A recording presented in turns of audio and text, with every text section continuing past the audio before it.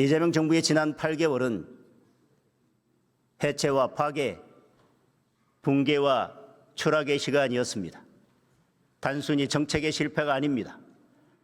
헌정 질서를 해체하고 사법 질서를 파괴하고 있습니다. 시장 경제는 붕괴되고 민생 경제는 추락하고 있습니다.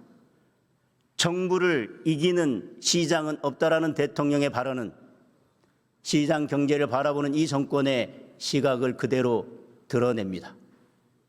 이 정권은 경제의 성장 엔진을 살리는 대신 현금 살포라는 반시장적 포퓰리즘 정책을 선택했습니다. 시장 경제의 원칙을 부정하고 이재명식 기본 사회로 가는 확장 재정을 밀어붙이고 있습니다.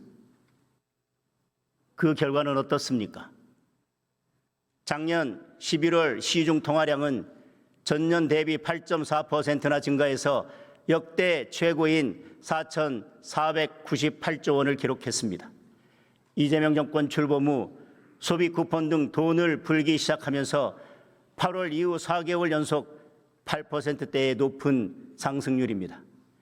GDP 대비 통화량 비율은 150%를 넘어서 70%대를 기록하는 미국에 비해 돈이 2배 이상 더 풀렸습니다. 과도하게 풀린 돈은 고환율, 고물가를 불러왔습니다. 환율은 1,500원대에 육박하고 있고 우리 원화의 가치는 급격히 떨어지고 있습니다. 국제결제은행 BIS 발표에 따르면 우리 원화의 실질 실효 환율은 주요 64개국 가운데 63위입니다.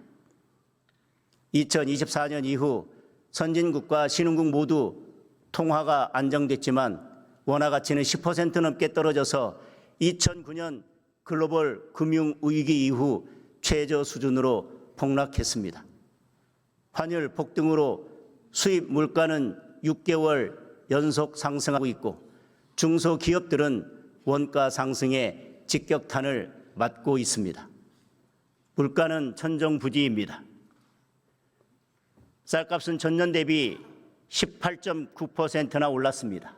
사과 19.6%, 귤 15.1% 등 과일값도 크게 올랐고 돼지고기, 소고기도 4% 넘게 올랐습니다. 경유 10.8%, 휘발유 5.7% 등 기름값도 크게 올랐습니다. 삼겹살, 김밥, 쌀국수 같은 서민 외식 물가도 5%대의 높은 인상률을 기록했습니다. 과도하게 풀린 돈에 무모한 부동산 정책이 더해지면서 주거 비용도 치솟고 있습니다. 지난달 서울 아파트 평균 매매 가격은 1년 전보다 무려 19.3%나 오른 15억 2,162만 원을 기록했습니다. 평균 전세 가격도 6억 6,948만 원으로 1년 전보다 5.8%나 뛰었습니다.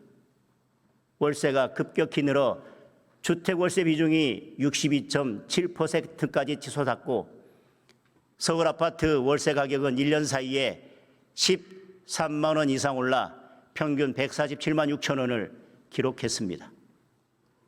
집을 팔기도 어렵고 사기는 더 어렵고 전세는 사라지고 월세는 폭등하는 3중 4중의 부동산 대란이 벌어지고 있습니다. 그런데도 이재명 대통령은 틈만 나면 추경을 거론하며 돈을 더 풀 궁리만 하고 있습니다. 뿌릴 돈이 부족하니 이제 설탕세까지 걷겠다고 합니다. 소금세, 김치세까지 나오지 않을까 걱정입니다. 이미 우리는 과도한 돈 풀기의 역습을 경험하고 있습니다. 소비 쿠폰에 잠시 좋았던 국민은 폭등한 물가로 몇 배의 혹독한 고통을 겪고 있습니다. 통화량 증가로 인한 고환율과 원화 가치 하락은 우리 경제의 기초 체력을 약화시키고 있습니다. 만약 이재명 대통령이 지방선거를 앞두고 또다시 매표용 돈 풀기에 나선다면 우리 경제는 회복이 어려운 치명상을 입을 수도 있습니다. 지금 정부가 해야 할 일은 현금 살포가 아니라 물가, 환율, 부동산 같은 기본부터 챙기고 서둘러 산업구조 혁신에 나서는 것입니다.